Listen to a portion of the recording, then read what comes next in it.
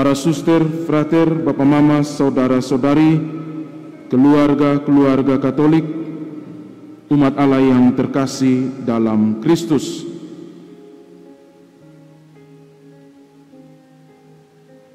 Kita semua pasti punya pengalaman menghantar orang sakit ke rumah sakit. Bagi orang sakit itu, ketika dia menemukan dirinya penuh dengan peralatan medis, dia pasti merasa gelisah, takut, bingung, dan lekas sembuh. Kebisingan rumah sakit dan peralatan medis membuatnya gelisah dan berontak, sehingga ada yang kondisinya semakin memburuk, ada yang pulang dengan selamat memperoleh kesehatan jasmani. Bagi yang kondisinya semakin memburuk, dokter biasanya memperbolehkan dia dibawa pulang untuk mengalami ketenangan. Oleh karena pendampingan penuh cinta dari semua anggota keluarga dalam doa, ekaristi, pembacaan kitab suci setiap hari, secara ajaib orang sakit itu pulih dan sehat kembali. Perjumpaan dengan Tuhan membawanya pada kesembuhan. Umat Allah yang terkasih dalam Kristus, Injil hari ini yang kita dengar dari penginjil Markus mengisahkan tentang Yesus yang menyembuhkan seorang yang tuli dan gagap.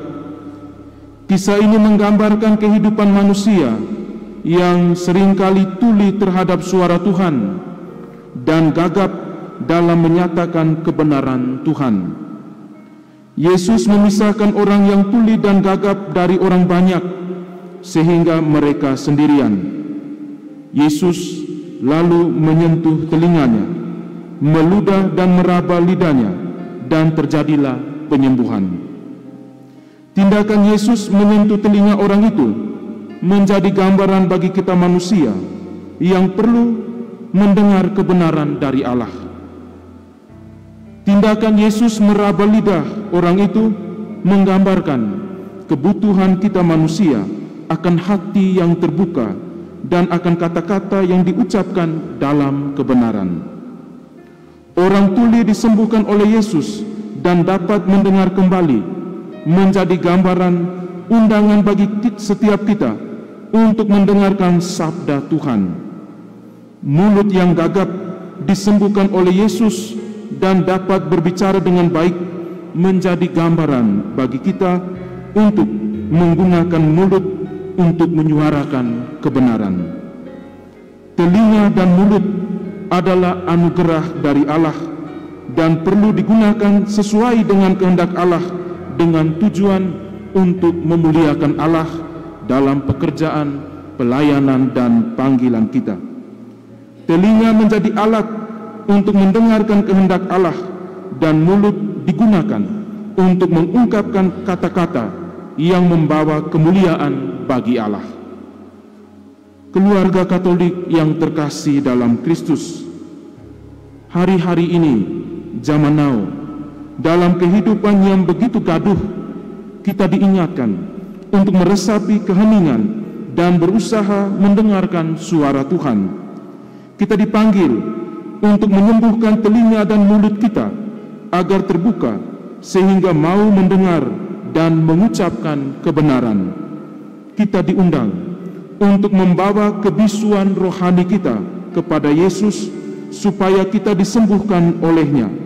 Maka datanglah kepada Tuhan agar kita selalu mengalami kasih dan berkat-Nya, sehingga hidup kita pun bisa menjadi berkat bagi orang lain. Kisah penciptaan manusia diakhiri dengan kalimat sungguh amat baik. Hari ini kita mendengar manusia yang diciptakan oleh Allah, perempuan yang diciptakan oleh Allah, menjadi penggoda yang amat menggiurkan sehingga mereka saja takut jejak langkah Allah. Mudah-mudahan keberdosaan kita, kerapuan diri kita di zaman now tidak membuat kita takut untuk menghadap Allah, karena gereja menyiapkan sakramen tobat untuk memulihkan kembali relasi kita dengan Allah. Mudah-mudahan mulut, hati, telinga kita menjadi gambaran kehadiran Allah yang menyelamatkan. Tuhan memberkati.